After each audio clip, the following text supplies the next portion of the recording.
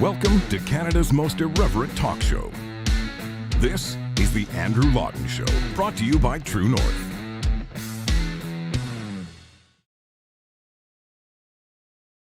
Welcome to you all. This is another edition of Canada's most irreverent talk show. You are tuned in live. Well, maybe you're not tuned in live. I'm here live. If you are watching right at this exact second in the grand space-time continuum of sorts, you are watching this live, although we make it available for anyone later on.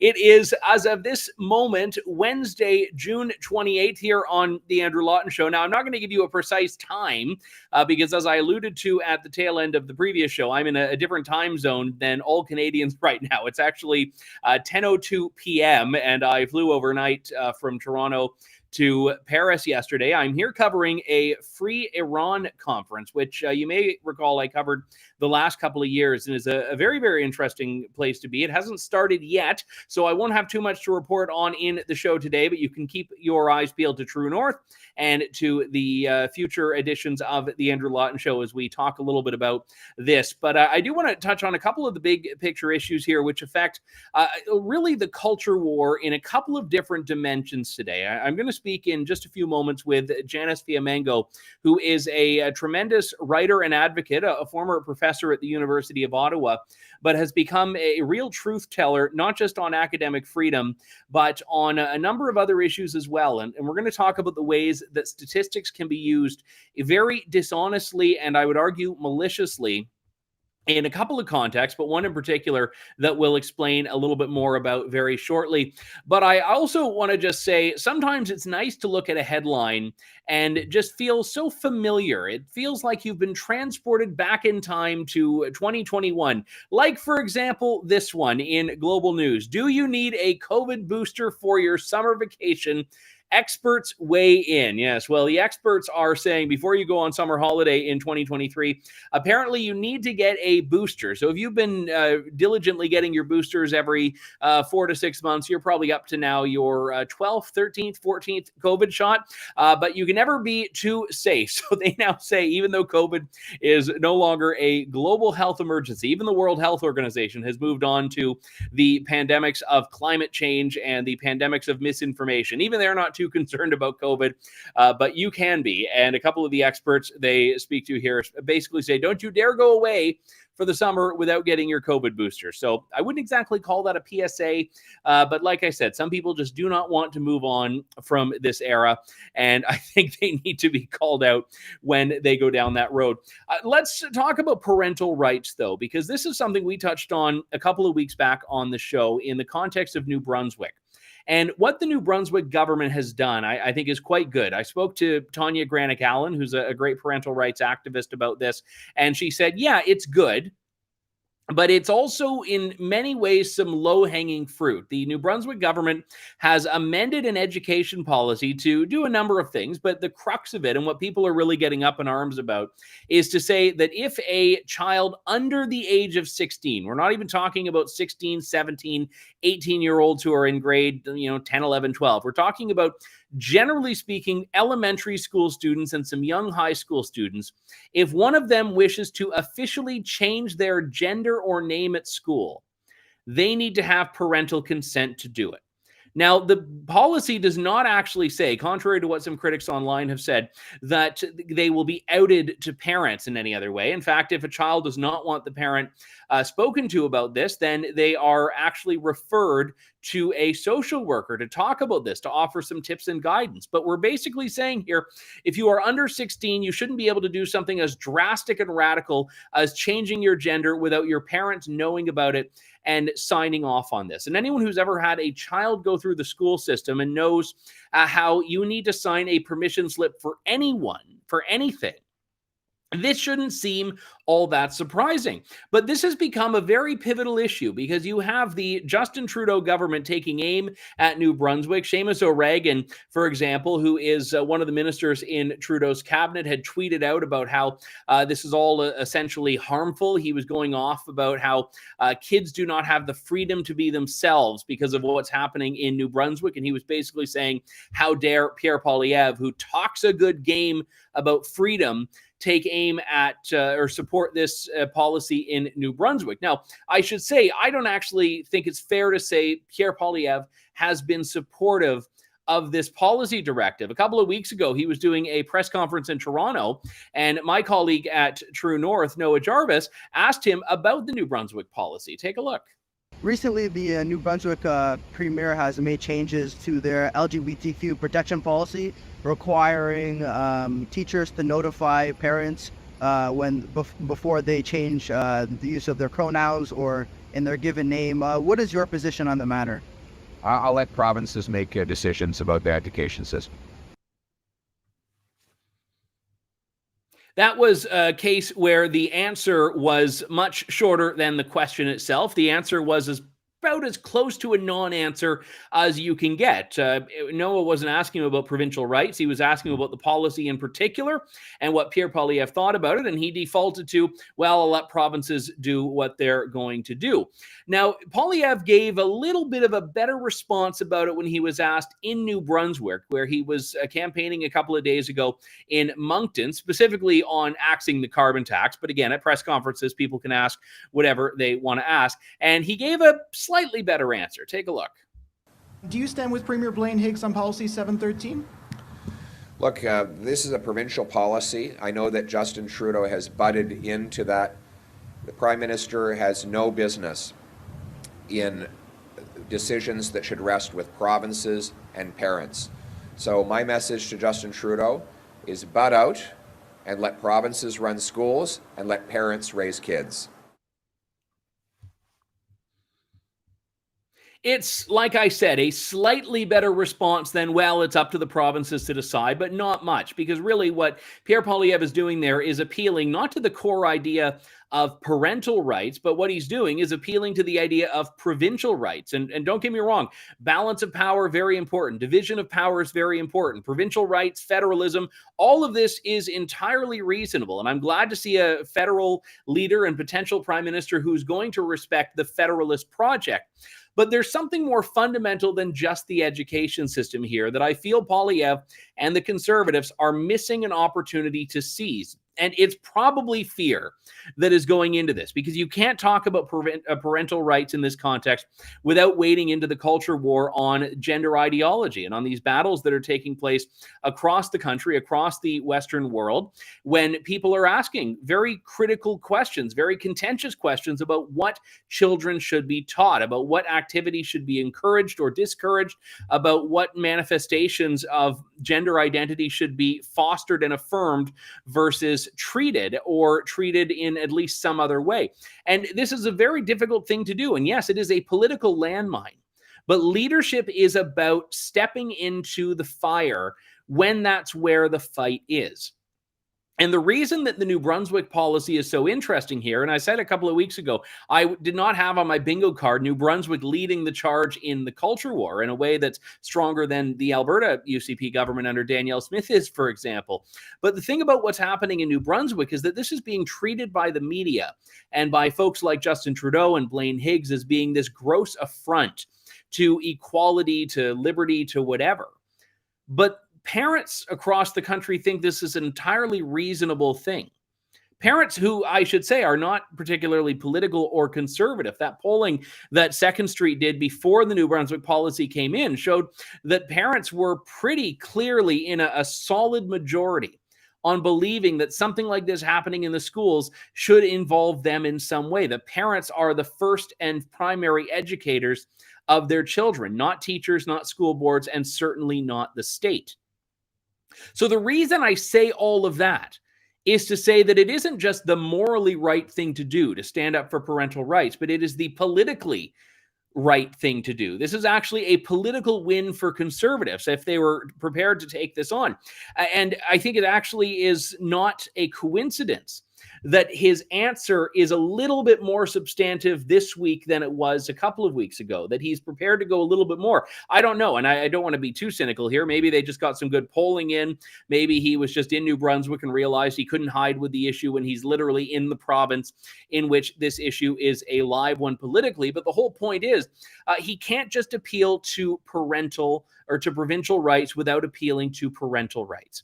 And this is the problem I've had with a lot of conservative strategy in the past. For example, when the trucker vaccine mandate came into place back in the fall of 2021, the Conservatives, at the time led by Aaron O'Toole, didn't come out and say the trucker vaccine mandate is wrong because vaccine mandates are wrong. They came out and said, well, we don't like this because the supply chains are bad. And, grocery store shelves are already empty and we already have inflation. So we can't do something that's further going to challenge the transportation of fruits and vegetables and meat and bread and all this stuff to your grocery store. And sure, that's an argument. But it's an argument that deliberately goes around what should be and is the core argument of this debate. And I think the same thing is true here. I mean, yeah, you can say, look, New Brunswick has the right to govern its own affairs and Justin Trudeau should butt out. But that misses the mark on why this issue matters so much. What's happening in New Brunswick is not a story of federalism. Federalism may be how New Brunswick gets away with it when it angers Justin Trudeau so much. But the story here is a province that's saying we need to first and foremost listen to parents. A province that says we believe parents need to be respected. And by the way, is providing a policy that is very measured and very reasonable and doesn't go nearly as far as the critics of the policy think it does. Now, whether it could or should is a different story. But there have been cabinet ministers in New Brunswick that have said, I don't want to be a part of this government anymore. And Blaine Higgs has, to his credit, stuck to his guns and said, okay, see ya, bye, peace out. I don't really care. Because he knows that this is the right thing to do. And the Conservatives, as I've often said, cannot just be the auditors in chief. They have to be the commanders in chief. They have to be leaders. They have to lead on all issues. They can't just be, as I think it was Scott Hayward from Right Now said, Justin Trudeau with a slightly better accountant. That is not what the Conservatives need to be. They have to be prepared to lead on issues. And here you have one of these coalition building issues where just ordinary moms and dads across the country are in line with social conservatives, are in line with fiscal conservatives, are in line with... This is one of those rare issues that is naturally broader than the existing conservative political coalition. And they'd be foolish to not lead on it. But I say, politics aside, they need to lead on it because it is the right thing to do. Parents matter, and we cannot ignore that and cannot respect any system that does ignore that. We'll certainly talk about this more in the days and weeks to come. I suspect we haven't heard the end of this just yet. I should just say, too, it's really rich from Justin Trudeau, who, whenever Bill 21, which is the secularism bill in Quebec, comes up, he clams up as, oh, well, province, Quebec, provincial rights, we can't do it. But when it's a provincial rights issue in New Brunswick, it's all about this is unsafe and this is terrible for the children. So it's almost as if the appeal to federalism is inconsistent at best from Justin Trudeau, just as much as from other leaders. Let's move on to this other issue, which admittedly was one that completely stayed off my radar until I read about it from Janice Fiamengo's great newsletter, the Fiamengo File. And part of the reason it completely escaped me is because it involves someone who used to play for the NHL, which I'm told is a cricket league. Maybe it's football, hockey, NHL, hockey, yeah. I get so many angry emails when I do that gag. I know NHL is hockey. That's about all I know. But it was a rather moving PSA from a former NHL figure. Let's roll this for you now. Standing by. I don't remember the hit. I remember everything leading up to it, but nothing after. He came from behind me. I didn't see it coming. I was hit in the side of the head. I remember being confused. My ears were ringing. It's hard to talk about. I still experience pain, mood swings. The headaches are debilitating. But this isn't my story. It's mine.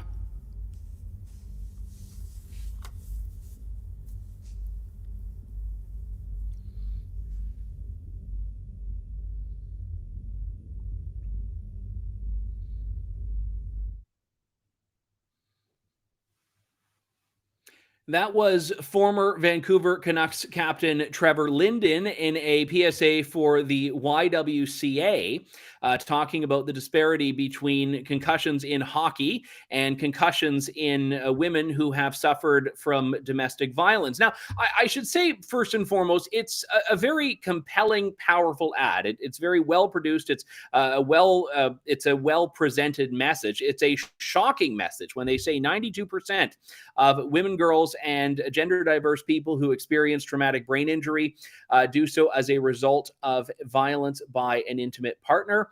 And they also talk about the staggering statistics of what percentage of women will encounter a brain injury from this. And I'll talk about those numbers in a moment, but I just first want to say it's often very odd when people try to link two disparate issues and two distinct issues together. One kind of random one that just happened to come up yesterday is this tweet from Neurodiversity Ireland. So neurodiversity is typically the world of autism. And they say that there's no neurodiversity without LGBTQ+, and we can't be neuroaffirming without being LGBTQ+ affirming. And we can't respect people with autism unless we respect people with LGBTQ+ identity. And you're looking at this and you're like, I don't know why these two things matter. And this is where you get into territory where you're making comparisons that are leading people to a particular conclusion that might not be the right one. But in this particular case, we have numbers that are contributing to that. Janice Fiamengo is a retired professor from the University of Ottawa and also writes the Fiamengo file on Substack and joins me now. Janice, good to talk to you. Thanks for coming on today.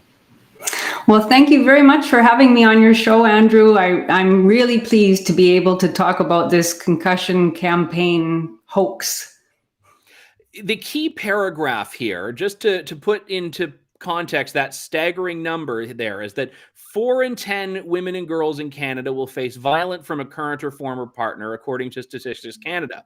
And 92% of those will suffer a traumatic brain injury due to blows to their head or strangulation. And you say in your newsletter here, that is effectively saying that more than 30% of Canadian women, and girls, more than 3 in 10, will get a brain injury from battering. So the numbers are pretty clear there. What do they get wrong?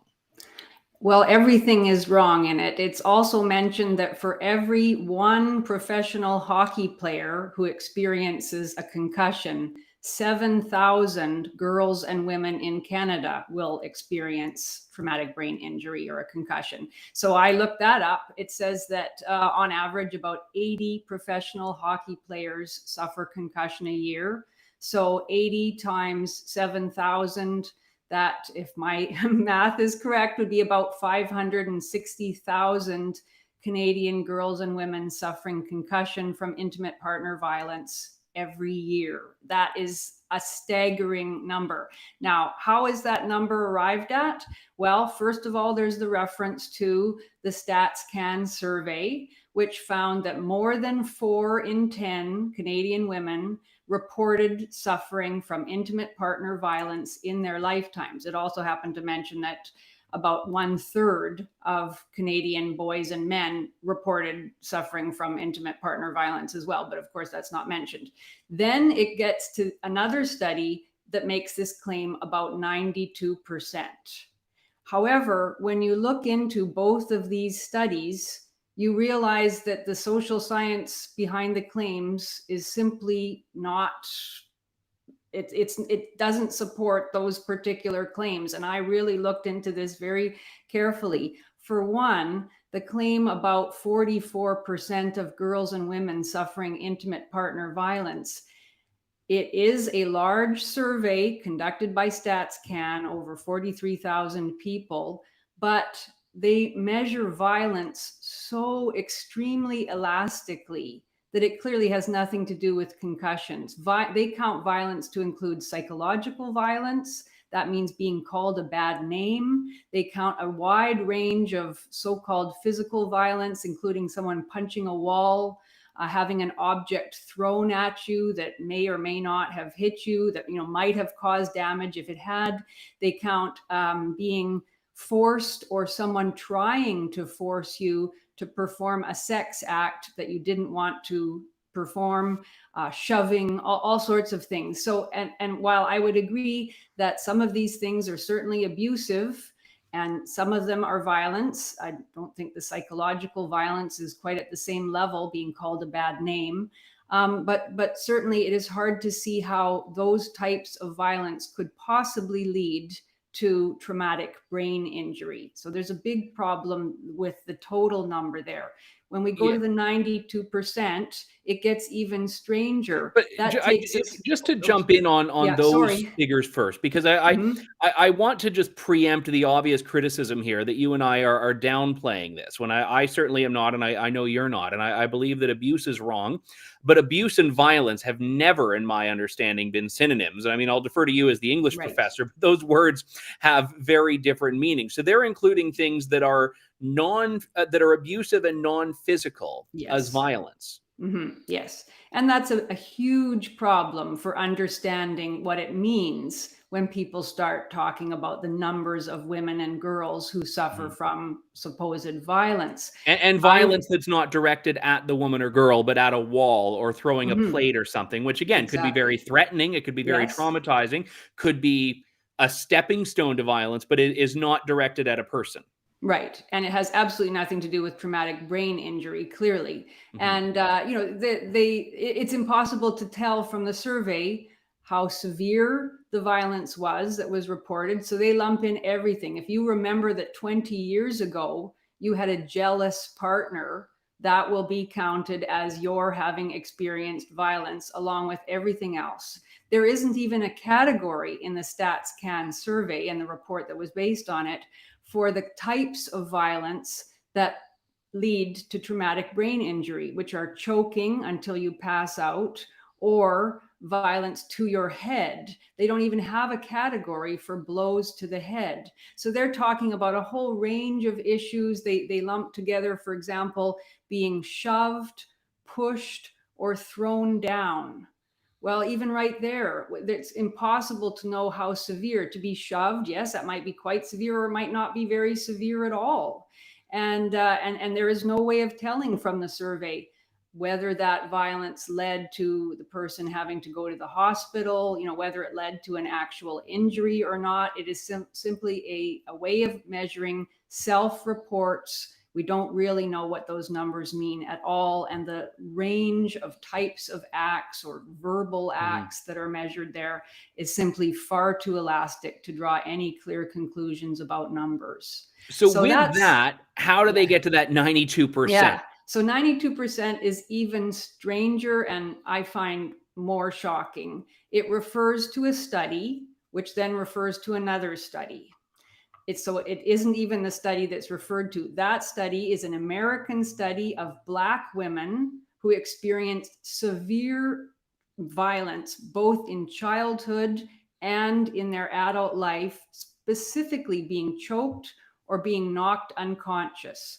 Out of those, it was only 95 women. That's a fairly small survey. Out of those women, about 33% experienced assumed, not even clarified, but assumed traumatic brain injury. Now, within that study, it referred in a background section of the report to another study that found up to 92%, listen to this, of women who experienced traumatic brain injury, 92% of those women had received the traumatic brain injury as a result of intimate partner violence.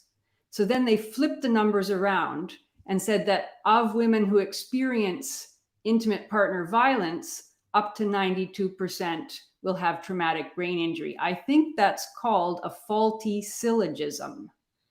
I think I learned that in my first week of research methods in university, which was like a mandatory course that everyone had to do, of like one of the things that you are never supposed to do when analyzing data is reverse your cause and your effect. Yes, I find that shocking. It either indicates, I don't know what to conclude about that, except that either the researchers who come up with these claims are not able to read the studies that they're basing their claims on, or it means that they are deliberately misinforming us, misrepresenting the studies that they're relying on. But either way, it is a shocking misrepresentation of the reality of intimate partner violence. Your point on this is something I'm curious about, because obviously I think facts matter, and I think regardless, this is not, in my view, a moral judgment on the substance of this. It's saying that these are the numbers, and the numbers don't lie unless we interpret them the way they do, and then we can twist them. But ultimately, this is still a real issue, and we know that intimate partner violence exists, and we know that it can have very serious mental and physical consequences. So why is this something that's so important to you? Well, for one thing, although we know that intimate partner violence exists, I don't think we really have any clear understanding of how prevalent it is and how serious it is. And I don't think we have any understanding from these kinds of studies, which inflame the situation. Notice, of course, again, male victims of violence are never mentioned here. So no, and there have been some Statistics Canada surveys that have found males are 50% of victims of intimate partner violence. This particular one found that males report violence at a rate of 36%. In their lifetimes, boys and men will experience some form of intimate partner violence, compared to that 44%. So that is not a massive discrepancy there. And we're talking about mostly boys and men who are victimized by girls and women. So when we're talking about violence, I think it's very important to understand that violence is a human problem. It is not a problem in which males are solely perpetrators and girls and women are solely victims. It tends to be caused, not as the feminists will tell us, because men are exerting their power over women and girls and, through violence, which is what this campaign specifically says. But no, actually, most people who are not feminist ideologues who study this problem will tell us that violence occurs because of a variety of circumstances. They're the same for both males and females, and they have to do with substance abuse, they have to do with mental illness, and they have to do with childhood abuse. People who are abused as children tend to become abusers. So that is a much more human way of understanding the problem. I would say a much more useful way. And what a campaign like this does with these really staggering numbers is it demonizes boys and men, and it terrorizes girls and women, and it misinforms girls and women about the realities of the world that we live in. And I think it makes it seem justified to treat boys and men as a category of human being who are deserving of contempt, disgust, and harsh punishment. And I think it also means that when boys and men are accused of violence or sexual violence, that we tend to think, yeah, they're probably guilty, because I heard that horrific statistic about 560,000 girls and women a year being the victim of intimate partner violence. So this is probably a case where this guy did what he's being accused of doing. And I think that's just terrible. It really miseducates all of us about the realities of men and women's lives. I mentioned before I brought you in that rather absurd tweet trying to link, autism awareness with pride. And I think that we're seeing, to maybe not as dramatic a way of doing that, but something very similar here, of taking this issue that people know that there's been a lot of advocacy on and research in, which is concussions and brain injuries, traumatic brain injuries, and trying to push it into this other narrative and in a way that maybe it just doesn't quite fit at all. And it's not to say there can't be traumatic brain injury from this, but it's like, if there is, that's not the core issue. The core issue is the intimate partner violence. Mm-hmm. Yes, and I find that often when you read these studies, there was a study a few years ago that's been, well, some years ago now, but it's been repeatedly cited about the relationship between violence against women and natural disasters. There was a huge kerfuffle years ago about the Australian wildfires, and claims made that men who came home from fighting those fires were taking out their stress on the women and girls in their lives. And the study that was cited to prove this was a study about Hurricane Katrina that claimed that violence against women had doubled following Hurricane Katrina. And when I looked into that study, it was unbelievable how weak the research was on which that claim was based. It was a tiny study. It showed that, yes, violence had allegedly doubled, but it had gone from a tiny, tiny number in this small study to double that number, which is essentially meaningless when the numbers are so low. And it found that violence against boys and men, that what they had reported anyway, had been higher both before and after Hurricane Katrina. So boys and men were reporting higher levels of psychological violence and higher levels of physical violence, both before and after. And that was never mentioned in any of the discussions about the meaning of the connection between disaster and violence against women. So often there are attempts to, as they say, raise awareness and call for greater resources to be put into protecting girls and women.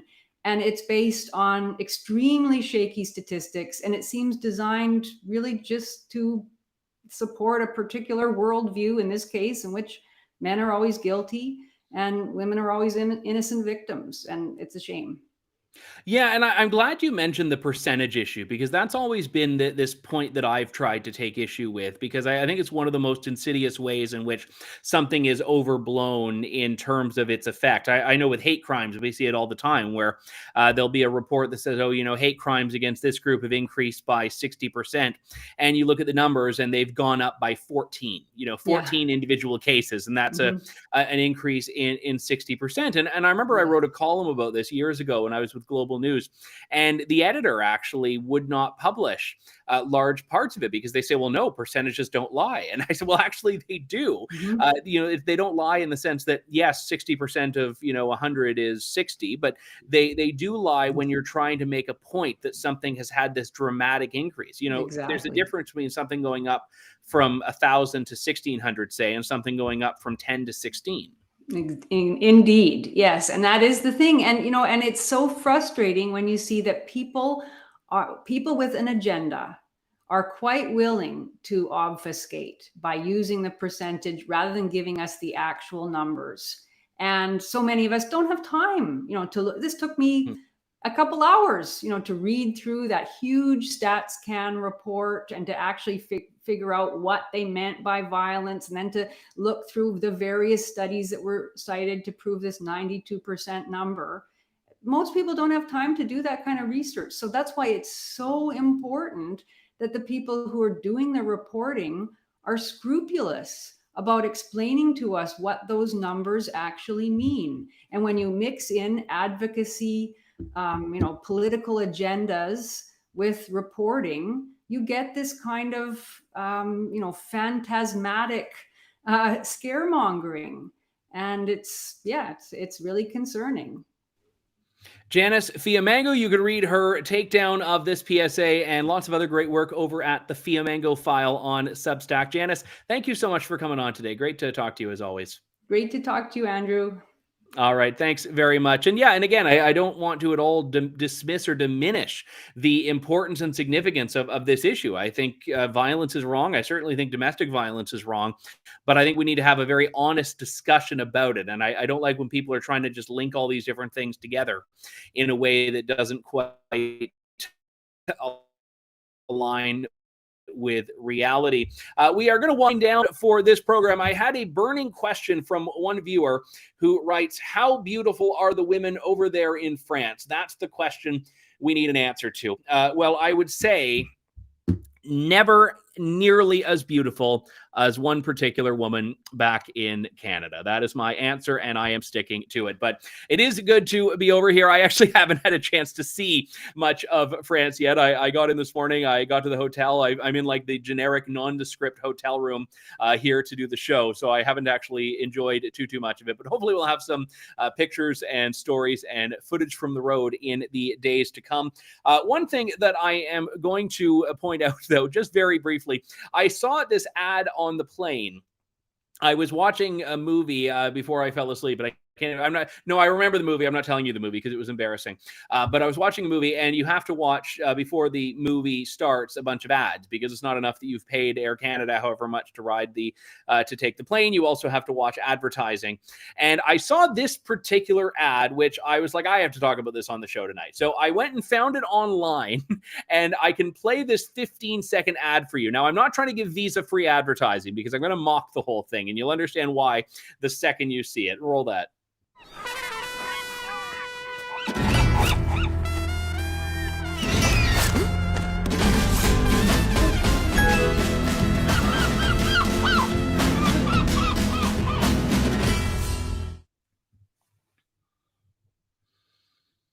Okay, so the whole point is you're trying to get your ice cream, and the seagull comes and steals the ice cream, and then the seagull comes and steals your cash, and then you can pay Visa, because this seagull that has managed to steal your ice cream and your cash, or your with immense surgical precision and speed, is not also going to take your credit card. That's the premise we're supposed to rely on here. But then the tagline, all of the ad was fine. CGI seagulls are great. That's good. All of it comes to an end when they say that Visa is safer than cash. This ties in well with the push we've been talking about in the last few weeks toward digital ID and digital currency. This idea that cash is king is one that is increasingly under threat from government and from people that have a significant financial stake in the digitization of the economy, places like Visa and MasterCard. And the interesting thing is, let's just go with the narrative here. If someone steals $20 out of your hand, be it a seagull or someone else, you've lost $20. If someone steals your Visa card, you could be out thousands of dollars. And even if you manage to get the charges returned, you still have to deal with the hassle of doing that. And sometimes you aren't able to do it. So the idea that cash is less safe than a credit card misses the mark entirely. And more importantly, it is a lot more reliable to have cash. We live in a country in which the government froze the bank accounts and credit cards of its political critics, which you cannot freeze cash, is the one message that people need to realize here. So anyway, I've gotten like a 60-second rant out of a 15-second ad that I saw on a plane, but I had to get it off my chest. Sean, the producer here, says he likes the ad because seagulls deserve more media representation. So Sean's going to go all intersectional and say that we need more diversity in film to encompass the seagulls. So we'll have Seagulls Lives Matter posters on the show before long. But that does it for us for today. We will talk to you on Friday with a special Canada Day edition of the show, which we already have recorded. So if you wonder why I'm all of a sudden back home and not in Paris covering the Free Iran conference, that's why. And we'll have footage from this when we are able to get it to you, probably on Monday's show, but we'll have some online between now and then. And just by way of context, I know that this is not necessarily the biggest burning issue for a lot of Canadians. So I'll write about this a little bit, but the question of why Iran matters, it's not just because I believe in meddling in other countries' affairs. Quite the contrary, in fact. It's that Iran is a country that is a powerful force in supporting terrorism and actually perpetrating acts of terrorism around the world. And it is the Iranian regime, backed by China in large ways, that allows it to do this. And it is interesting that this conference 2 years ago in Paris, no, it was more than that, a few years ago in Paris, was the target of a bombing plot by an Iranian diplomat. And hopefully I will survive this week. Thankfully, they managed to thwart that attack, and the guy is serving a prolonged prison sentence now. But that is what happens if you take a stand for freedom. You end up in the crosshairs of the regimes who deplore freedom. So that's what we're doing. Hopefully we'll live to tell the tale, and I look forward to being back in the studio with you before long. But do tune into the Friday Canada Day special and have a great rest of the week. Thank you, God bless, and good day to you all. Thanks for listening to The Andrew Lawton Show. Support the program by donating to True North at www.tnc.news.